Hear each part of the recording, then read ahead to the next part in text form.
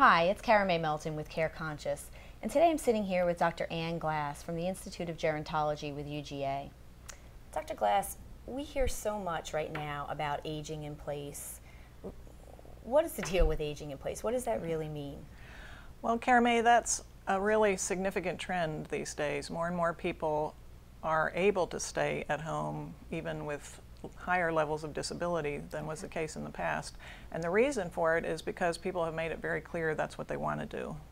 Most people want to stay where they have lived for a long time. Okay. So it's also actually more cost efficient when we look at it from the societal point of view too, because it's better to stay at home than be in a nursing home, which costs a lot of money.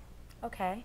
So what can our family caregivers do to help their loved ones stay at home and really age in place? Well, something they could do early on is take a look at the home that their loved one is in and see what kind of home modifications might be helpful. Okay. An example of that would be to replace a bathtub with a walk-in shower, for example. And if you could plan ahead and do these kinds of modifications ahead of time before they're needed, then you're good to go if something happens. Okay. And somebody needs those kind of modifications. Okay. There are other kinds of things that can make it helpful to the family caregiver. The one thing about having your loved one age in place is that it might put more responsibility on you as the family caregiver. Oh, explain that. What do you mean by that? Because it might be up to you then to make sure that your family member is okay and has the level of support that they need to be able to stay at home. Okay. So you might be more involved in providing care or making sure they're getting the necessary care. But one thing that can help with that is some of this new smart home technology that's becoming available. There's a lot of it under research right now, and it's another way to help people stay home and stay independent. Okay. And one last thing, from a societal point of view, is that we really need to think about making our communities more age-friendly.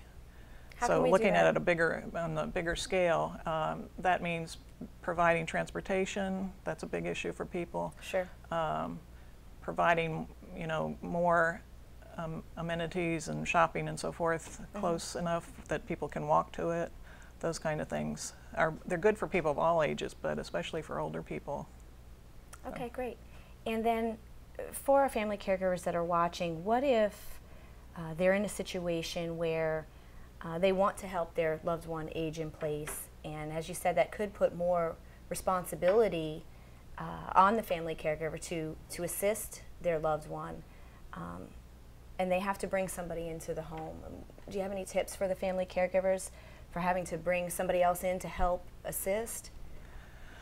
Well, I think we'll be talking about that in a little more detail maybe a little later, but finding the appropriate person that is a good match with your loved one, it can be challenging. Sure.